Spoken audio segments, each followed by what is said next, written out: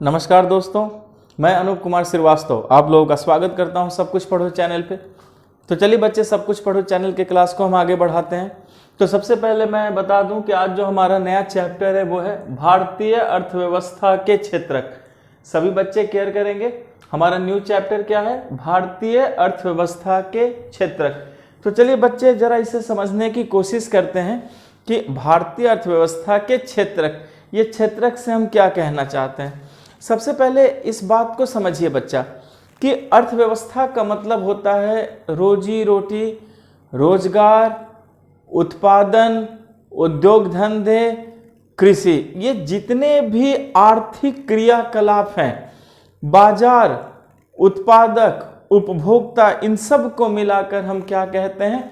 अर्थव्यवस्था कहते हैं। तो सबसे पहले एक बात बताइए बच्चे, क्या हमारी अर्थव्यवस्था में सभी लोग सिर्फ कृषि ही करते हैं, या सभी लोग सिर्फ उद्योग धंधे ही करते हैं, या सभी लोग अलग अलग तरह का कार्य करते हैं? तो आप क्या कहेंगे बच्चे? एकदम साधारण सोच हम ये रखते हैं कि किसी भी अर्थव्यवस्था में अगर अलग अलग लोगों को देखा जाए तो सभी लोग अलग अलग आर्थिक गतिविधियों में क्या होते हैं? कार्यरत रहते हैं। इस बात को याद रखिएगा बच्चे कि सभी अर्थव्यवस्था में, अगर आप किसी भी अर्थव्यवस्था की बात करेंगे तो जो लोग हैं वो विभिन्न विभिन्न मतलब अलग अलग, वो विभिन्न आर्थिक गतिविधियों में, वो विभिन्न आर्थिक गतिविधियों में कार्यरत रहते हैं। गतिविधियों में कार्यरत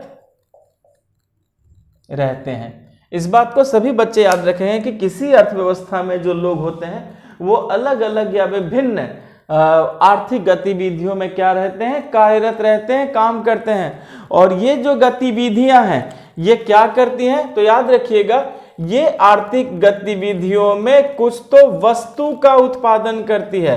किसका उत्पादन करती है बच्चे? वस्तु का। और कुछ इसी आर्थिक गतिविधि में किसका उत्पादन करती है?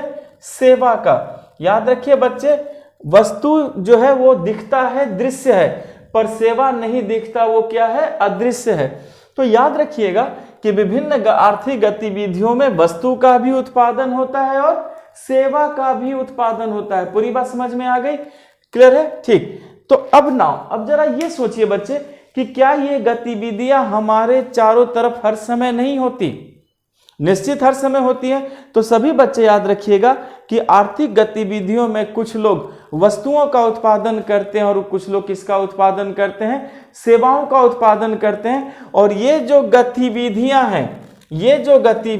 हैं वो हर समय संपादित होती रहती हैं। इसका मतलब है ये कभी भी अर्थव्यवस्था में नहीं रुकती, हर समय संपादित होती रहती है। यानी हमारे चारों तरफ हम देखेंगे तो वस्तु और सेवा का उत्पादन लगातार लगभग होता ही रहता है। पूरी बात समझ में आई? ठीक। अब इन्हीं को समझने के लिए हम इन्हें विभिन्न समूहों में विभाजित करते हैं। याद रखिएगा बच्चे कि आर्थिक गतिविधियां जिसमें वस्तु और सेवा का उत्पादन होता है और ये हर समय उत्पादन होता है, इन्हीं को समझने के लिए हम क्या करते हैं? इनको अलग अलग समूहों में विभाजित करते हैं। याद रखिएगा बच्चे, हम इसे क्या करते हैं? अलग अलग समूहों में विभाजित करते हैं। और इन्हीं समूहों को क्या कहा जाता है? क्षेत्रक कहा जाता है। पूरी बात समझ में आ गई बच्चे? तो देखिए किस तरीके से हमने बखूबी क्षेत्रक को समझा। मैं फिर से आपको समझा दूं बच्चे कि किसी भी देश की अर्थव्यवस्था में, चाहे वो भारत हो या कोई और भी देश हो, लोग जो है वो विभिन्न आर्थिक गतिविधियों में लगे रहते हैं। ये जो आर्थिक गतिविधियां हैं ये वस्तु का भी उत्पादन करती है और सेवा का भी उत्पादन करती है। और ये वस्तु और सेवा का उत्पादन हर समय होता ही रहता है। अब इसी वस्तु और सेवा के उत्पादन को समझने के लिए हम क्या करते हैं कि इन्हें अलग अलग समूहों में विभाजित करते हैं। और इन्हीं समूहों को क्या कहा गया है बच्चे? क्षेत्रक कहा गया है। पूरी बात समझ में आ गई? इसका मतलब है कि आर्थिक गतिविधियों में वस्तु और सेवा का उत्पादन जिन जिन समूहों में होता है, हमें उसी समूह को क्षेत्रक कहते हैं। और हमें एक एक क्षेत्रक को अच्छे से समझना है। पूरी बात समझ में आ गई बच्चे? ठीक है। अब केयर कीजिए कि उद्देश्य और मापदंड के आधार से हम इन्हें विभिन्न तरीकों से वर्गीकृत करते हैं। याद रखिएगा कि अब जब हम इन्हें वर्गीकृत करते हैं, अगर इस क्षेत्रक को वर्गीकृत किया जाएगा, क्या किया जाएगा बच्चे, वर्गीकृत किया जाएगा, तो उसका आधार क्या होगा, एक तो अलग अलग उद्देश्य होंगे और दूसरा इनके अलग क्या होंगे, मापदंड होंगे।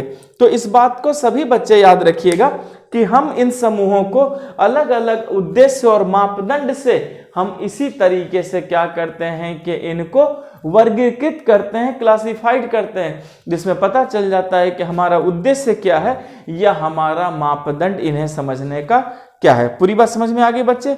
ठीक है, चलिए हम आगे बढ़ते हैं। याद रखिएगा कि कुछ ऐसे भी उपयोग हैं जो प्राकृतिक संसाधनों पर प्रत्यक्ष आधारित होते हैं। याद रखिएगा बच्चे कि प्राकृतिक संसाधन के प्रत्यक्ष उपयोग पर भी आधारित बहुत सारी गतिविधियां हैं। इसका मतलब है कि हम ऐसी आर्थिक गतिविधियों की बात करेंगे जो किस पर आधारित है बच्चे, प्राकृतिक संसाधन पर। किस पे, प्राकृतिक संसाधन पर। तो पहले मैं इसे मिटाऊं, आप सभी बच्चे समझ चुके हैं, ठीक है। चलिए बच्चे अब जरा आगे बढ़ना शुरू करते हैं और देखते हैं कि भाई क्या प्राकृतिक संसाधन की बात हो रही है। यहां बच्चे से आप अच्छे से सारी बातों को सुनेंगे और अपने आप सारी बातें आपके दिमाग में बैठती चली जाएंगी। किसी भी तरह का क्वेश्चन होगा बच्चे, आप मेंटली इतने स्ट्रांग होंगे कि आप तुरंत प्रश्न को जज करेंगे और तुरंत आंसर राइट डाउन कर लेंगे, तुरंत आंसर डन कर लेंगे। पूरी बात समझ में आ गई, ठीक है। अब सभी बच्चे याद रखिएगा कि प्राकृतिक संसाधन के प्रत्यक्ष उपयोग पर भी बहुत सारी गतिविधियां क्या हैं, आधारित हैं। क्लियर आ गया, ठीक है। जरा देखते हैं मैंने क्या कहा बच्चे कि प्राकृतिक संसाधन, प्राकृतिक संसाधन के प्रत्यक्ष उपयोग पर, प्राकृतिक संसाधन के प्रत्यक्ष मतलब बेटा सीधे डायरेक्ट, प्राकृतिक संसाधन के प्रत्यक्ष उपयोग पर कई आर्थिक गतिविधियां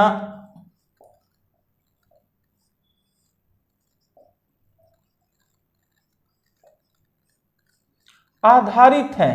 इस बात को सभी बच्चे याद रखेंगे कि प्राकृतिक संसाधनों के प्रत्यक्ष उपयोग पर भी कई आर्थिक गतिविधियां क्या है बच्चे, आधारित है। जैसे चलिए इसको एग्जाम्पल में हम समझते हैं।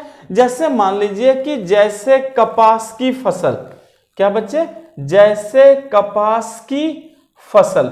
याद रखेंगे सभी लोग कि कपास की जो फसल है यह एक मौसमी फसल है। क्या है बच्चे, मौसमी फसल। मौसमी फसल का मतलब होता है वैसी फसल जिनका उत्पादन सालों भर नहीं होता, किसी खास प्राकृतिक दशा में, किसी खास समय में या किसी खास महीनों में इसका उत्पादन होता है। तो याद रखिएगा बच्चे कि कपास की फसल एक मौसमी फसल है, लेकिन इसकी खेती जो है प्राकृतिक कारकों पर भी निर्भर करती है।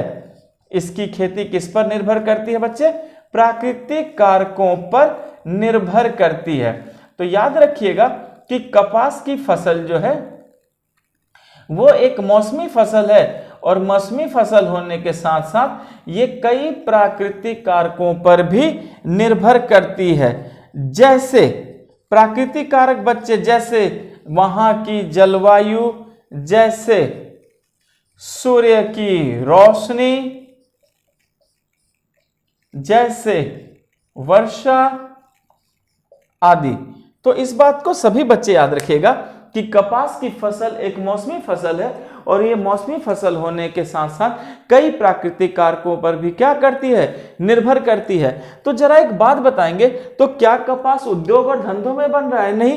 तो हमने देखा कि कपास क्या है, तो कपास एक प्राकृतिक उत्पाद है। भाई साफ समझ में आ रहा है कि जब प्रकृति पर निर्भर करती है तो कपास क्या है बच्चे, कपास एक प्राकृतिक उत्पाद है। सभी लोग याद रखेंगे कपास क्या है, एक प्राकृतिक उत्पाद है। इसी समझ में आया। तो बच्चे अगर हमने प्रकृति से डायरेक्ट कपास लिया तो ये भी तो एक तरीके की आर्थिक गतिविधि है, ठीक। तो चलिए बच्चे आपने कपास की फसल तो समझा, अगर मैं आपको दूसरा एग्जाम्पल लूं तो दूसरा एग्जाम्पल क्या होता है, डेयरी उद्योग। और बच्चे डेयरी उद्योग में प्रधान उत्पादन क्या होता है, दूध। याद रखिएगा कि डेयरी उद्योग में प्रधान उत्पादन क्या है, दूध है। तो क्या डेयरी उपयोग जो है वो पशुओं पर आधारित नहीं है, उनके चारों पर है, पशुओं के रहन सहन पर है, तभी तो हम डेयरी उद्योग डेवलप करते हैं। और इस डेयरी उद्योग का जो प्रधान उत्पाद है वो क्या है बच्चे, वो दूध है। तो क्या ये प्रकृति पर निर्भर नहीं है? तो याद रखिएगा कि ऐसे बहुत सारी गतिविधियां हैं जो प्रत्यक्षतः प्रकृति पर निर्भर करती है और हम प्रकृति से ही इस उत्पाद को प्राप्त करते हैं। तो याद रखिएगा बच्चे कि जब हम प्राकृतिक संसाधन का उपयोग कर किसी वस्तु का उत्पादन करते हैं, याद रखिएगा सभी बच्चे कि जब हम किसी प्राकृतिक संसाधन का उपयोग कर, पहले मैं इसे मिटा दूं और तुरंत अभी समझ जाएंगे यहां बच्चे, 1 सेकंड के अंदर। यहां देखिए,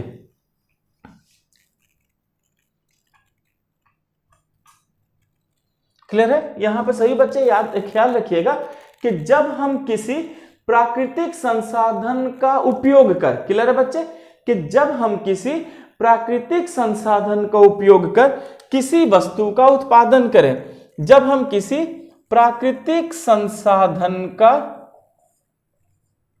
उपयोग कर किसी वस्तु का उत्पादन करें, याद रखिएगा सभी बच्चे कि जब हम प्राकृतिक संसाधन का उपयोग कर किसी वस्तु का उत्पादन करें, क्लियर है, किसी वस्तु का उत्पादन करें तो इसे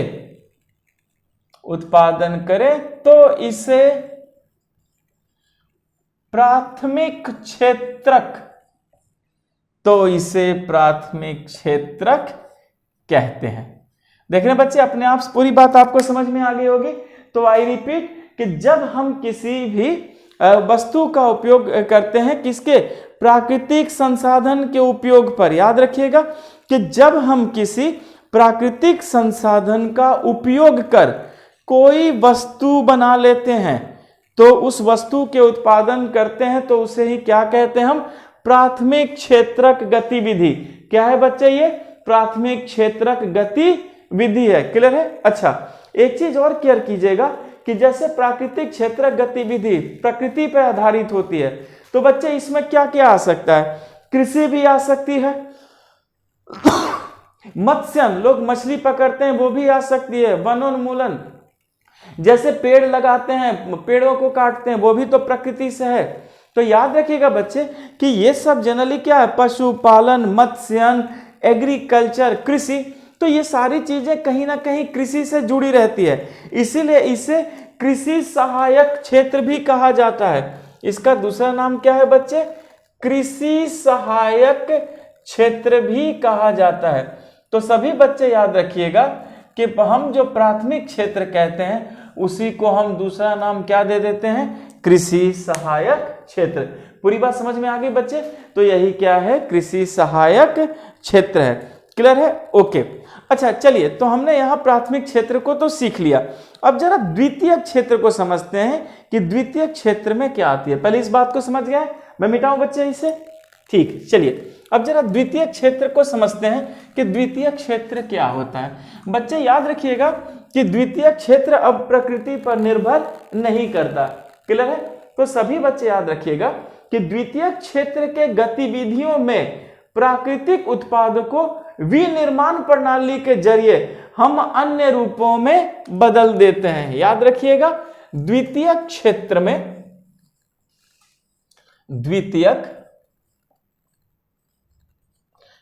यहां सभी बच्चों को केयर करना है कि मैंने आपको क्या बताया, द्वितीयक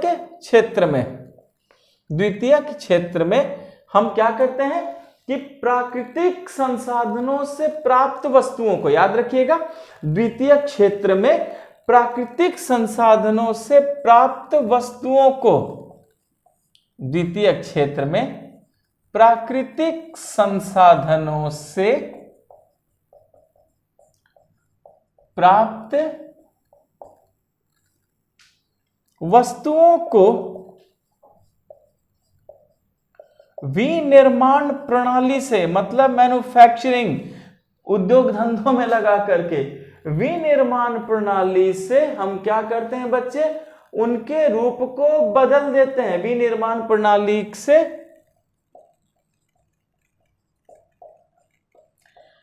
अन्य रूपों में बदल देते हैं, तो हम उसे ही क्या कहते हैं बच्चे, द्वितीय क्षेत्र कहते हैं। तो हमने ये देखा कि द्वितीय क्षेत्र में हम क्या करते हैं कि द्वितीय क्षेत्र की गतिविधि में हम जो प्राथमिक क्षेत्र से हमने जो प्राकृतिक संसाधन जो हमने लिया था उसे विनिर्माण प्रणाली से हम क्या करते हैं, अलग रूप में बदल देते हैं। क्लियर हो गया बच्चे?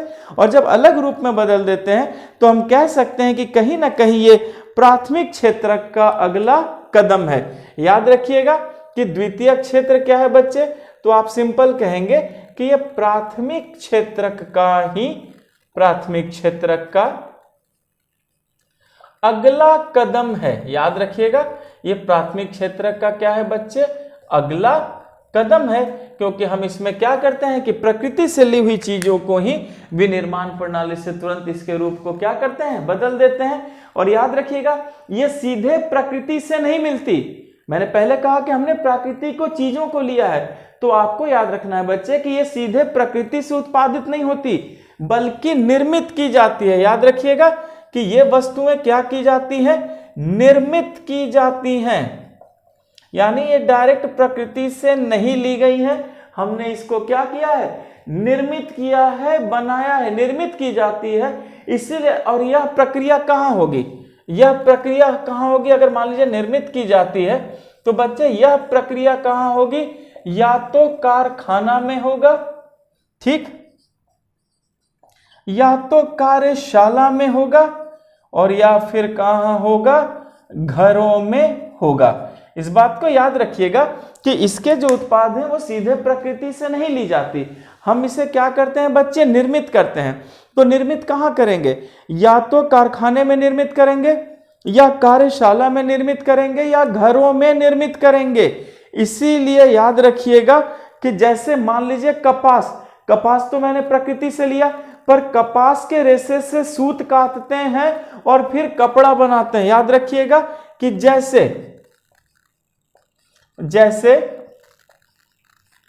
कपास के रेशे से, याद रखिएगा कपास का रेशा हमने प्रकृति से लिया, लेकिन रेशे से हमने क्या किया बच्चा, सूत काटा या कपड़ा बनाया। तो बच्चे याद रखिए जब सूत काटा या हमने कपड़ा बनाया तो फिर विनिर्माण कर लिया, तो इसे ही हम क्या कहेंगे, द्वितीय क्षेत्र कहेंगे। और याद रखिए बच्चे कि जब हम इसको प्रोसेस करते हैं, ठीक उसी तरीके से दूसरा एग्जाम्पल लिखिए बच्चे। दूसरा एग्जाम्पल है कि गन्ना से क्या बनता है, चीनी बनता है एवं गुड़ बनता है।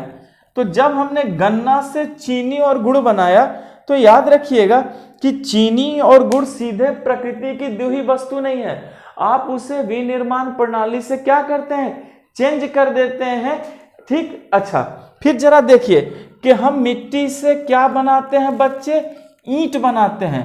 तो यहां केयर कीजिए कि मिट्टी से ईंट बना, क्लियर है, पर इसी ईंट से हम क्या बनाते हैं, भवन या मकान बनाते हैं। तो याद रखिए मिट्टी से ईंट ली गई, पर ईंट से क्या बना, भवन या मकान, यानी हमने विनिर्माण किया। इसीलिए द्वितीय क्षेत्र का एक और नाम है बच्चे, और इसी द्वितीय क्षेत्र को ही और क्या कहा जाता है, औद्योगिक क्षेत्रक।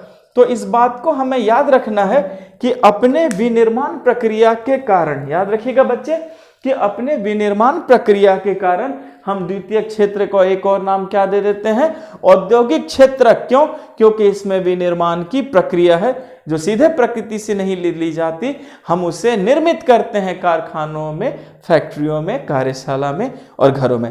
यहां तक पूरी बात समझ में आ गई बच्चे, ठीक है। चलिए अब जरा फिर हम आगे बढ़ते हैं।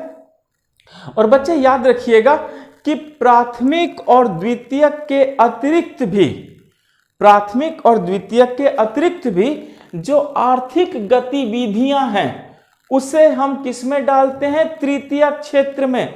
तो इस बात को याद रखिएगा कि प्राथमिक क्षेत्र और द्वितीय क्षेत्र के अतिरिक्त जो और आर्थिक गतिविधियां हैं उनको किसकी कोटि में डाली जाती है? तीसरी कोटि में, और उसे ही क्या कहा जाता है? तृतीयक क्षेत्र कहा जाता है। चलिए इसको बखूबी समझते हैं और बहुत अच्छे से बच्चे।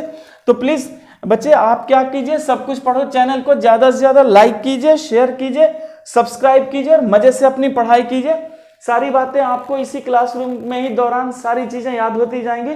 बस आप खुद के कॉन्फिडेंस को बनाए रखेंगे बच्चे। बाकी टीचर्स आपके लिए पूरी मेहनत कर रहे हैं। पूरी बात समझ में आ गई बच्चे? ठीक है, चलिए अब यहां सभी लोग ध्यान से देखिए कि प्राथमिक क्षेत्रक, प्राथमिक एवं द्वितीयक क्षेत्रक के अतिरिक्त, मतलब इससे अलग बच्चे, एक्स्ट्रा के अतिरिक्त अन्य आर्थिक गतिविधियां, के अतिरिक्त अन्य आर्थिक गतिविधियां तीसरी कोटि में डाली जाती है या तीसरी कोटि में रखी जाती है, जिसे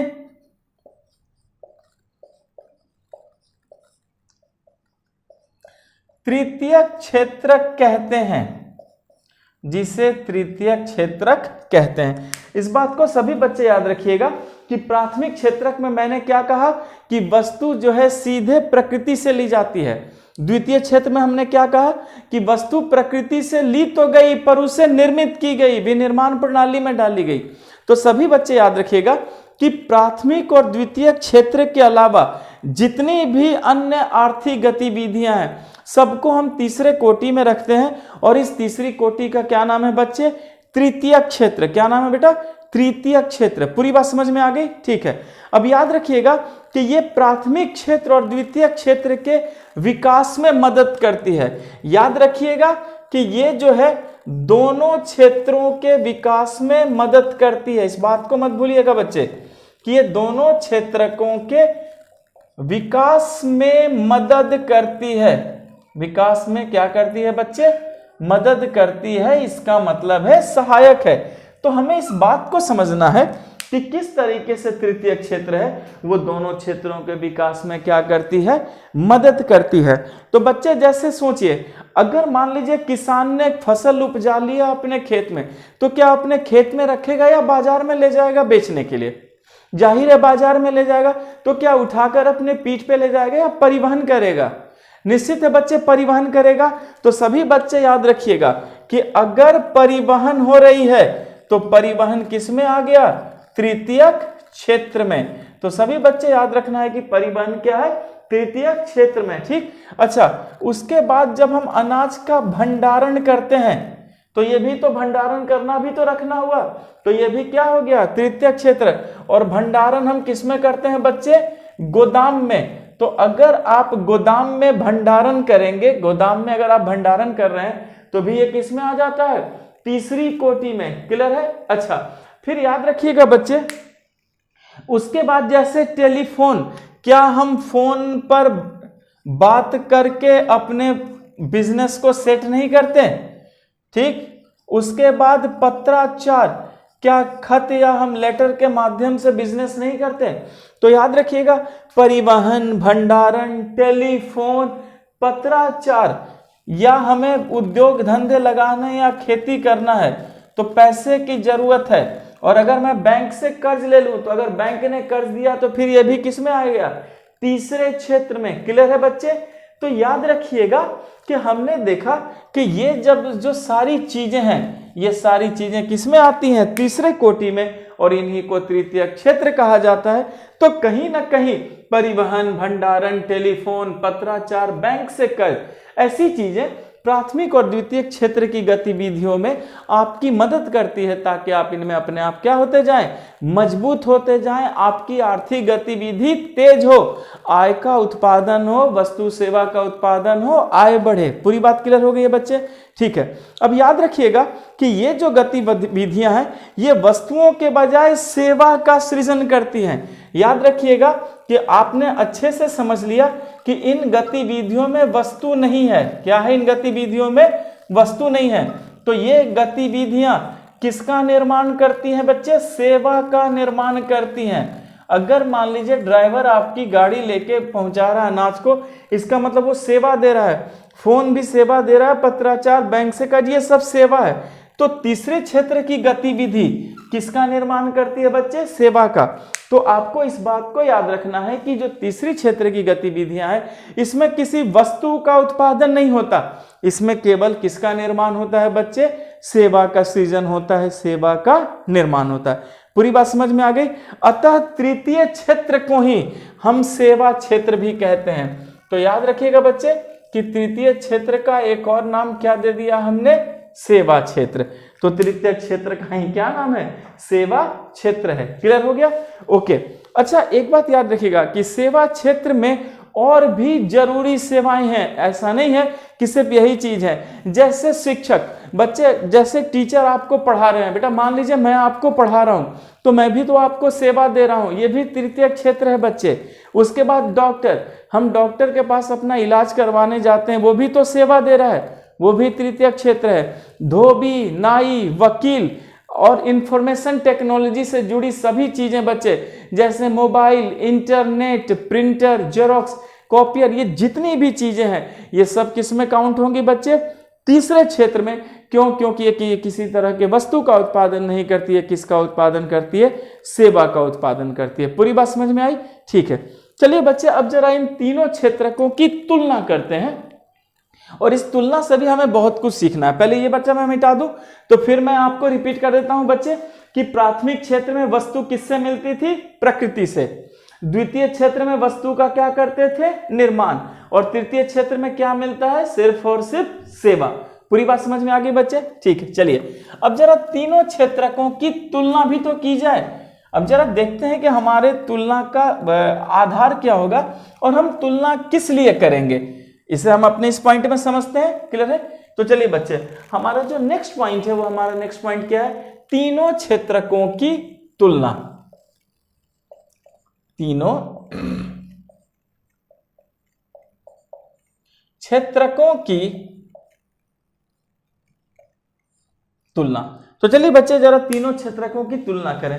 पहले मैं आपको एक बात बता देता हूं कि तीनों क्षेत्र उत्पादन कार्य काफी अधिक मात्रा में वस्तुओं और सेवाओं का उत्पादन होता है। याद रखिएगा कि तीनों क्षेत्र में उत्पादन का कार्य होता है बच्चे, और काफी मात्रा में। इस बात को याद रखिएगा कि तीनों क्षेत्र उत्पादन का कार्य करते हैं और काफी मात्रा में वस्तु एवं सेवा का उत्पादन करते हैं, और काफी मात्रा में वस्तु एवं सेवा का क्या करते हैं बच्चे? ये उत्पादन करते हैं। तो हमने देखा कि किसी अर्थव्यवस्था में तीनों क्षेत्र पूरे बच्चे अच्छे तरीके से आर्थिक गतिविधियों में लगे रहते हैं, बड़े पैमाने पर काफी मात्रा में वस्तु और सेवा का क्या करते हैं? उत्पादन करते हैं। पर यह देखना होगा कि प्रत्येक क्षेत्र में कितना वस्तु और सेवा का उत्पादन हुआ। इसका मतलब हमें यह भी देखना होगा कि प्रत्येक क्षेत्र में कितना वस्तु एवं सेवा का उत्पादन हुआ, हमें यह भी तो देखना है बच्चे। याद रखिएगा कि ठीक है, बड़े पैमाने पर ये लोग जो क्या है, वस्तु और सेवा का उत्पादन करता है, लेकिन हमें यह भी तो पता करना है कि प्रत्येक क्षेत्रक में कितना वस्तु और सेवा का क्या हुआ? उत्पादन हुआ, और कितने लोग लगे हुए हैं। हाँ, ये भी देखना है कि इन क्षेत्रकों में कितने लोग लगे हुए हैं, ये भी तो पता चले कितने लोग लगे हुए हैं। तो बच्चे मैं फिर से आपको बता दूं कि तीनों क्षेत्रकों की तुलना में हमने क्या किया कि पहले ये जाना कि तीनों क्षेत्रक जो है उत्पादन कार्य में, आर्थिक गतिविधि में लगे हुए हैं, और काफी बड़ी मात्रा में तीनों क्षेत्र जो है वस्तु और सेवा का क्या करते हैं बच्चे? उत्पादन करते हैं। पर हमें यह जानना है कि प्रत्येक क्षेत्र में कितने लोग लगे हुए हैं, यह भी तो पता चले कितने लोग लगे हुए हैं। और कुल उत्पादन एवं रोजगार की दृष्टि से एक या अधिक क्षेत्र प्रधान होगा, और बाकी क्षेत्र क्या हो जाएंगे? छोटे आकार के भी तो हो जाएंगे। तो जरा हमें यह भी देखना है कि कुल उत्पादन एवं रोजगार में। इस बात को